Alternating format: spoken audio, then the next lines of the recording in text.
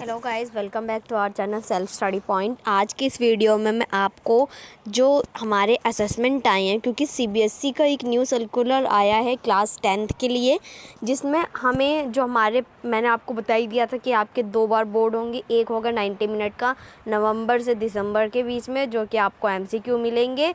तो उसी की प्रैक्टिस के लिए आपके अब हर महीने में 3rd वीक में आपके लिए असेसमेंट आएंगे, जिसके आपके मार्क्स लगेंगे। जैसे आपके इंटरनल असेसमेंट के मार्क्स होते थे, इसी तरह आपके इन असेसमेंट्स के भी मार्क्स लगेंगे। तो आज से ये आपके असेसमेंट आना शुरू हो गए हैं और हर महीने आपको 3rd वीक में ये असेसमेंट मिला करेंगे। तो आप इनको ज़रूर अटेंड कीजिएगा और इनको मैं आपको यहाँ पे इनके सॉल्यूशन के साथ, एक्सप्लेनेशन के साथ आपको यही समझाऊंगी अपने इस चैनल सेल्फ स्टडी पॉइंट पे। तो चलिए आज हम स्टार्ट कर लेते हैं। 22 जुलाई की डेट में जो हमारा मूल्यांकन कार्यपत्रक पहला है, जो कि हमें दे रखा है साइंस का।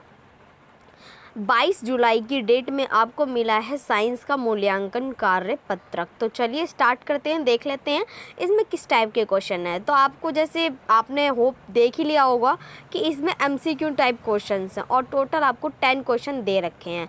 तो चलिए देख लेते हैं कि क्वेश्चन क्या क्या इसने दे रखे हैं, तो हम इन्हें समझते भी चलेंगे साथ ही साथ।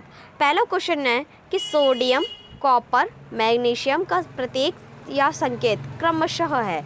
अब क्रमशः से हम क्या समझ रहे हैं कि जो सोडियम, कॉपर, मैग्नीशियम हमें ऐसे लिख के दिया है ना, तो इसका मतलब हमें इसी टाइप से यहाँ पे ऑप्शंस में देखना है। इनका प्रतीक आपको होपफुली याद ही होंगे, क्योंकि बहुत इंपॉर्टेंट है आपके लिए। तो सोडियम को जैसे कि हम लिखते हैं Na, कॉपर को हम लिखते हैं Cu और जो मैग्नीशियम है उसे हम लिखते हैं Mg। तो ऑप्शंस में देख लेते हैं ये किस वाले ऑप्शन में पूरे लिखे हैं। तो Na लिखा है, Na है, Mg, अरे नहीं, हमारे तो सेकंड नंबर पे Cu है, तो ये वाला नहीं है। अगला है, फिर देख लेते हैं Na है, Cu है, Cu है, Mg है, Mg है। तो यानी कि क्रमशः ये है, क्रमशः ये है। तो इसका आंसर ये वाला गोला भर के बी वाला इसका आंसर है। अगला देख लेते हैं, सेकंड वाला है हमारे पास क्लोरीन और क्लोराइड का प्रतीक क्रमशः है। अब क्लोरीन है हमारा प्लस का और क्लोराइड है उसी का माइनस का, समझ रहे हो। क्लोरीन है Cl प्लस और क्लोराइड है Cl माइनस। तो अब Cl प्लस का ये भी है, ये भी है और ये माइनस का है, तो इसका मतलब ये तो है ही नहीं। अब ये छोटे में है तो ये भी नहीं है माइनस के, तो बी और डी तो हमारे पूरे ही चले गए कि ये नहीं है। अब बचे ये और ये। अब देख लेते हैं, जब हमारे पास प्लस का बड़े में है तो माइनस का छोटे में तो नहीं हो सकता, तो ये भी कट और रही सही आंसर जो है आपका सी वाला है। ठीक है, इसमें कंफ्यूज मत हो जाएगा। जैसे क्लोरीन, उसका माइनस में हो जाएगा क्लोराइड, ऑक्सीजन का ऑक्साइड, नाइट्रोजन का नाइट्राइड, इस तरह से आपका माइनस में निकल आते हैं एलिमेंट्स। थर्ड वाला है सिल्वर और आयोडीन के संयोजन से बना सूत्र क्या है। अब सिल्वर को हम लिखते हैं Ag, जो कि आपको पता ही है, और आयोडीन को लिखते हैं हम I। ये वाला I ऐसे भी होता है, वो मैं ऐसे बना देती हूँ, मैं आपके लिए ऐसे बना देती हूँ, AgI। ठीक है, अब ये हो गया हमारा एक संयोजन का सूत्र बनाए हैं। अब देख लेते हैं, Ag है, Ag है, Ag। अब ये तो है ही नहीं हमारे पास, बड़ा है ही नहीं, ना ही छोटा है, एक कैपिटल है तो एक स्मॉल है। इन दोनों में से देख लेते हैं, आयोडीन है ना, जो वो छोटे में नहीं होता, वो हमेशा बड़े आई में होता है। तो इसका मतलब इसका आंसर भी C is the correct answer of the option C. ठीक है, फोर्थ देख लेते हैं, पोटेशियम और क्लोरीन की संयोजकता क्रमशः है। अब यानी कि पोटेशियम और क्लोरीन की संयोजकता हमें देखनी है।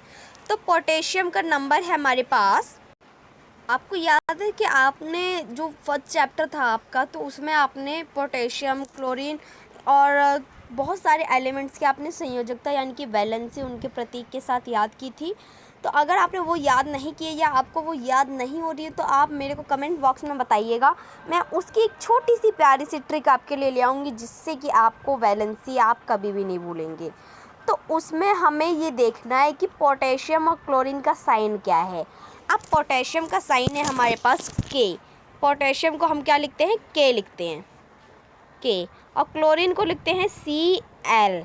तो अब इसमें हम क्या देखेंगे, हमारे पास एक जो +1 का था उसमें हमने ट्रिक वाइज देखा था तो हमारा जो के था वो ऐसे आया था कि नाना के आगे कोई नहीं, तो नाना के यानी कि तो के आया था ना, तो उस के में यानी कि उसकी वैलेंसी +1 है। इसी तरह से क्लोरीन है, क्लोरीन की भी वैलेंसी हम एक सॉन्ग जैसा है, तो वो अगर आप बोलेंगे तो मैं आपके लिए उसकी छोटी सी वीडियो दे दूँगी, तो आप उससे ज़्यादा क्लियर हो जाएंगी बिल्कुल अच्छे से कि आपको संयोजकता कैसे लर्न कर सकते हो। ठीक है, तो क्लोरीन की होती है -1। अब के है +1 और क्लोरीन है -1, तो चलिए देख लेते हैं +1 -1 का है।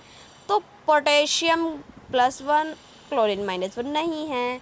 बी वाला +1 +2, 2 तो है ही नहीं।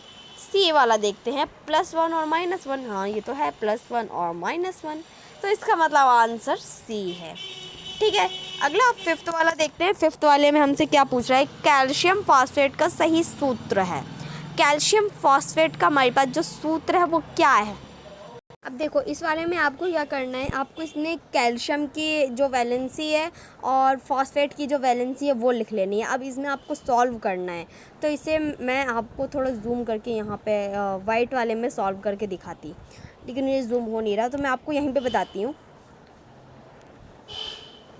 जो हमारे पास कैल्शियम है, मैं इसका कलर चेंज करके आपको दिखाती हूँ, रेड कलर से ज़्यादा अच्छा लगेगा। तो हमारे पास जो कैल्शियम है उसे हम लिखते हैं Ca, और जो हमारा फॉस्फेट है उसे हम लिखते हैं PO4। अब इनकी हम वैलेंसी लिख लेते हैं। जो कैल्शियम है उसकी वैलेंसी है हमारे पास -2। कैल्शियम की वैलेंसी है हमारे पास, सॉरी +2 है वैलेंसी, तो हम यहाँ पे लिखेंगे +2। ठीक है, अब जो फॉस्फेट है, फॉस्फेट की वैलेंसी हमारे पास है, वो एक मिस्टेक से मिट गया, मैं यहाँ पर दोबारा लिख देती हूँ, Ca और PO4।